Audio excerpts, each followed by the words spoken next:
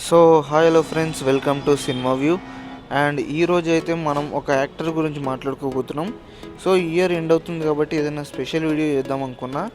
So ఈ టైంలో బాగా ట్రెండింగ్ ఉన్న సిరీస్ వచ్చేసి స్ట్రేంజర్ థింగ్స్. మీరు చూసుకున్నట్టయితే స్ట్రేంజర్ థింగ్స్ 2019లో స్టార్ట్ అయి ఉండొచ్చు, నాకు తెలియదు కరెక్ట్గా. 16లో స్టార్ట్ అయింది. సో అప్పటి నుంచి ఇప్పటి వరకు చాలా బాగా ట్రెండింగ్లో ఉన్న సిరీస్. అండ్ స్ట్రేంజర్ థింగ్స్లో చాలా మంచి క్యారెక్టర్స్ అయితే ఉంటాయి అన్నమాట. Dustin and Nancy Wheeler and Joyce Byers and ఇలా డిఫరెంట్ క్యారెక్టర్స్ ఉంటాయి. El character and Hopper character, ఇలాంటి క్యారెక్టర్స్ అన్నీ ఉంటాయి. ముఖ్యంగా స్టీవ్ హారింగ్టన్ క్యారెక్టర్. సో నాకు ఈ సిరీస్లో favourite character Steve Harrington. So ఈ ఇయర్కి నేను స్పెషల్ వీడియో ఏం చేద్దాం అనుకున్నానంటే, సో ఏదైనా మనకు నెక్స్ట్ ఇయర్ ఇన్స్పిరేషన్ లాగా ఉండడానికి ఏదైనా ఒక మంచి ఇన్స్పిరేషన్ స్టోరీ చెప్తే బాగుంటుందని ఆలోచించాను. సో అలాంటి టైంలో నేను సెర్చ్ చేస్తుంటే నాకు జో కీరీ క్యారెక్టర్ గురించి అయితే తెలిసింది. సో మన స్టీవ్ హారింగ్టన్ అసలైన పేరు వచ్చేసి జో కీరీ అనమాట. సో 1992లో పుట్టాడు, April 24. సో తన ఏజ్ ఇప్పుడు 33 ఇయర్స్ ఉంటుంది. సో అతనికి అంతకుముందు ఫేమ్ లేకపోయినా సరే స్ట్రేంజర్ థింగ్స్ తర్వాత చాలా ఫేమస్ వచ్చింది. సో అందరూ రిచ్గానే ఉండరు, నెపోకెట్గానే ఉండరు. అండ్ మన జో కీరీ క్యారెక్టర్ ఎలాంటిదంటే, సో చిన్నప్పటి నుంచి ఒక చిన్న ఇంట్లోనే పెరిగాడు. సో అందరిలానే బ్యాక్గ్రౌండ్ లేకుండానే వచ్చిన ఒక వ్యక్తి అనమాట. సో అతనికి చిన్నప్పటి నుంచి యాక్టింగ్ కన్నా ఎక్కువగా మ్యూజిషియన్ అవ్వాలని ఇంట్రెస్టే ఉండేది జో కీరీకి. సో అలాగే అతను గిటార్తో మ్యూజిక్ ప్లే చేయడం, అలాగే చదువు పైన కూడా పెద్దగా ఇంట్రెస్ట్ ఉండేది కాదు. సో అందుకే అతను ఒక యాక్టింగ్ స్కూల్లో డిగ్రీ అయితే సంపాదించాడు. సో అక్కడైతే హై స్కూల్ వారు అంటారు. సో హై స్కూల్ అయితే అతను అక్కడ కంప్లీట్ చేశాడు 2014లో. సో ఆ తర్వాత తను అవకాశాల కోసం చాలా తిరిగాడు. సో పార్ట్ టైం జాబ్స్ చేయడం, అవకాశాలు దొరకకపోవడంతో సో ఈ క్యారెక్టర్ ఆ క్యారెక్టర్ అని కాకుండా అన్ని క్యారెక్టర్స్ కోసం తనకు నచ్చిన క్యారెక్టర్ చేయాలనే ఇంట్రెస్ట్తో ఆడిషన్స్ అయితే ఇచ్చేవాడు. అండ్ ఎక్కువగా రిజెక్షన్సే వచ్చాయి, చాలా చోట్ల అతనికి రిజెక్షన్సే ఫేస్ అయ్యాయి. సో ఒకరోజు స్ట్రేంజర్ థింగ్స్ కూడా ఇలాగే ఆడిషన్స్ ఇవ్వడానికి వెళ్ళాడనమాట. లక్కీలీ అతనికి ఆ ఆడిషన్స్లో కూడా తను రిజెక్ట్ అయిపోయాడు, స్ట్రేంజర్ థింగ్స్లో కూడా. సో అతను ఆడిషన్ ఇచ్చింది జానథన్ బయర్స్ క్యారెక్టర్కి అనమాట. సో ఆ క్యారెక్టర్కి అయితే రిజెక్ట్ చేశారు స్టీవ్ని. సో తర్వాత దాన్ని స్టీవ్ హారింగ్టన్ అనే ఒక విలన్ క్యారెక్టర్కి అయితే తీసుకున్నారనమాట.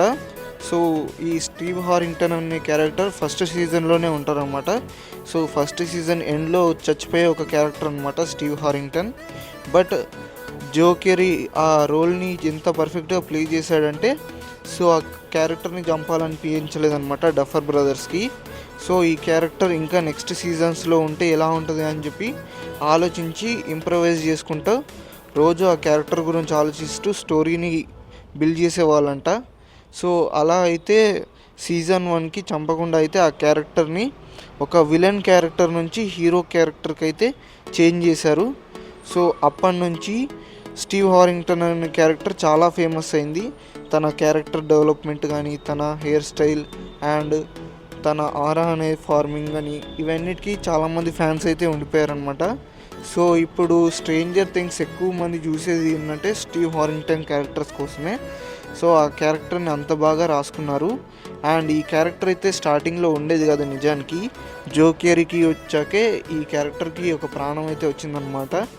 సో ఇప్పుడు సీజన్ 5 వరకు ఆ క్యారెక్టర్ డెవలప్మెంట్ కానీ, ఆ క్యారెక్టర్ని రాసుకునే విధానం కానీ డఫర్ బ్రదర్స్ జో కీరీని ఇన్స్పిరేషన్గా తీసుకొని రాసుకున్నారు.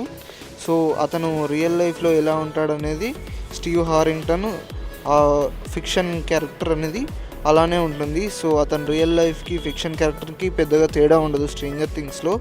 అండ్ అతను బయట ఒక మంచి సింగర్ కూడా, పాటలు కూడా రాస్తాడు, మంచి లిరికిస్ట్. అండ్ అతని పాటలు చాలా ఫేమస్ అనమాట. సో అతనికి ఒక బ్యాండ్ కూడా ఉంది, పోస్ట్ యానిమల్స్ బ్యాండ్ అని. సో ఆ బ్యాండ్లో అయితే అతను మంచి పాటలు and rehearsals and stage shows కూడా చాలా చేశాడు.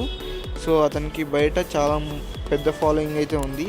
సో అతను ఇంకా చాలా మూవీస్ చేశాడనమాట. 2021లో నుండి అతనికి చాలా ఫేమ్ రావడం వల్ల సో తనకు చాలా మూవీ అవకాశాలు అయితే వచ్చాయి. సో ఈ క్యారెక్టర్ మనకు ఏం నేర్పిస్తుందంటే లైఫ్లో ఎన్ని రిజెక్షన్స్ వచ్చినా సరే ఏదో ఒక రోజు మన కోసం ఒక ఛాన్స్ అనేది వెయిట్ చేస్తూ ఉంటుందన్నమాట.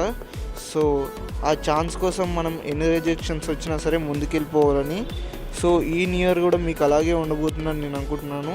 సో ఎన్ని ఫెయిల్యూర్స్ వచ్చినా సరే ఏదో ఒక రోజు మనకంటూ ఒక ఛాన్స్ అయితే ఎదురు చూస్తూ ఉంటుంది. సో ఆ ఛాన్స్ని చేంజ్ చేసుకుంటూ ముందుకు వెళ్ళాలి తప్ప ఎక్కడ ఆగిపోకూడదని ఈ క్యారెక్టర్ అండ్ అతని లైఫ్ స్టోరీ అయితే మనకు చెప్తుంది. సో మీకు కనుక స్టీవ్ హారింగ్టన్ క్యారెక్టర్ బాగా ఇష్టమన్నట్లయితే సో మన ఛానల్కి కామెంట్ బాక్స్లో ఒక లైక్ లేకపోతే స్టీవ్ హారింగ్టన్ ఫ్యాన్స్ బటన్ అని ఏదో ఒకటి కామెంట్ చేయండి.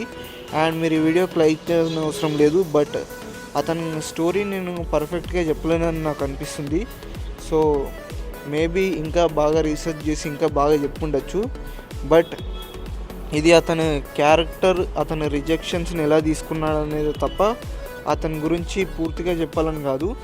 సో మీరు కూడా అతన్ని ఇన్స్పిరేషన్గా తీసుకొని మీ లైఫ్లో కూడా ఏదో ఒకటి సాధిస్తారనుకుంటూ ఈ అందరికీ హ్యాపీ న్యూ ఇయర్. అండ్ 2026 మీ లైఫ్లో రిజల్యూషన్స్ ఏంటి అనేవి నేను అడగను, బట్ నా లైఫ్లో ఒక రిజల్యూషన్ ఉంది. ఈ 2026లో ఎలాగైనా 2000 సబ్స్క్రైబర్స్ని రీచ్ అవ్వాలి. సో మీరు అలాగే ఒకవేళ మీకు ఈ వీడియో నచ్చినట్టయితే ఖచ్చితంగా సబ్స్క్రైబ్ చేసుకోండి.